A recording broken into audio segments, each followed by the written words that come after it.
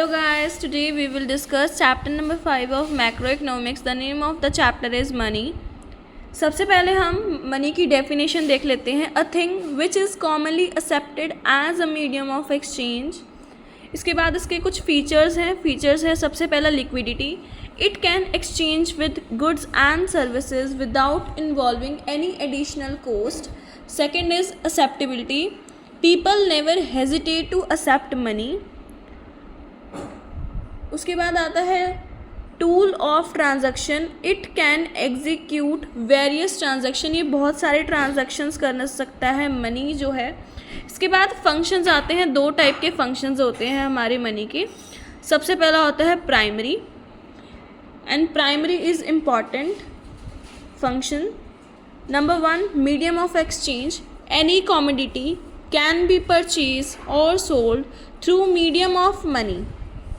Remove the problem of double coincidence of wants.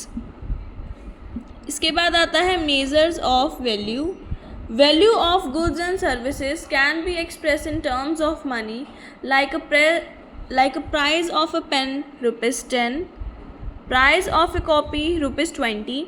जैसे हम इसको अब रुपीस करके बता रहे हैं कि ये ₹20 का है, ये ₹10 का है, तो इसको हम मेज़र कर सकते हैं, इसीलिए ये फंक्शन है मनी का.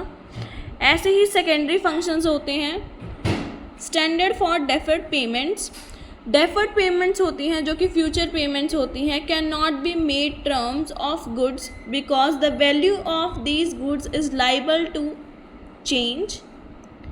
Store of value. Wealth can be stored in forms of goods, but people like to hoard in the form of money. Transfer of value. One person to another and from one place to another through checks and bank draft. उसके बाद आता है हमारा forms of money. 4 type के forms of money होते हैं. सबसे पहला आता है fiat money. Fiat money क्या होता है? Issue by government. Includes all notes and coin which the people in a country. In India, ₹1 note and coins are issued by government, and other currencies notes are issued by RBI, Reserve Bank of India, on the behalf of government. इसके बाद आता है fiduciary money. Fiduciary money क्या होता है? Back with mutual trust between the payer and the pay. For an example, checks are fiduciary money as these are accepted as a means of payment on the basis of trust, not on the basis of any order of the government. Next आता है full bodied money. In terms whose commodity value is equal to the money value. जिसकी commodity value equal हो money value को, उसको हम बोलते हैं full bodied money.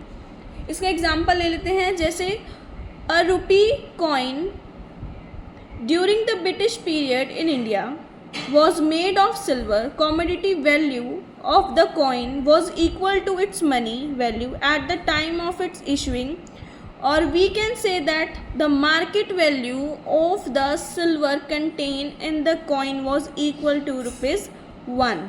इसके बाद आता है क्रेडिट मनी, और उसका एग्जाम्पल देख लेते हैं. फिर क्रेडिट मनी वैल्यू, यहाँ पे फेस वैल्यू लेते हैं. Face value is more than commodity value. इसके बाद आता है सप्लाई ऑफ मनी. ये एक स्टॉक कॉन्सेप्ट है. It refers to the money held by the people of a country at a particular point of time. Stock का मतलब होता है जब मेजर करना at a particular point of time पे. 3 चीज़ें इंक्लूड नहीं होती. Money held by the government, money held by the central bank, money held bye commercial banks. Measurement of money में वैसे तो 4 चीज़ें आती हैं, जैसे M1, M2, M3, M4, but हमारे सिलेबस में सिर्फ M1 है तो हम M1 पढ़ेंगे. इसको हम कैसे फाइंड आउट करते हैं? C1 + DD + OD. C का होता है करेंसी, जहाँ पे नोट्स और कॉइन्स दोनों चीज़ें आ जाती हैं. DD का मतलब होता है demand deposits of general public with commercial banks. OD का मतलब होता है other demand deposit with central banks. Who supply money. Money को कौन सप्लाई करता है? 3 चीज़ें. सेंट्रल बैंक जो कि RBI है, गवर्नमेंट और कमर्शियल बैंक्स. डिमांड डिपॉजिट की definition. Those deposit which can be demanded as when can be required, these are also called checkable deposit. It means cheque can be issue against this deposit. Money holding दो account से होती है, एक होती है saving account, दूसरी होती है करंट अकाउंट।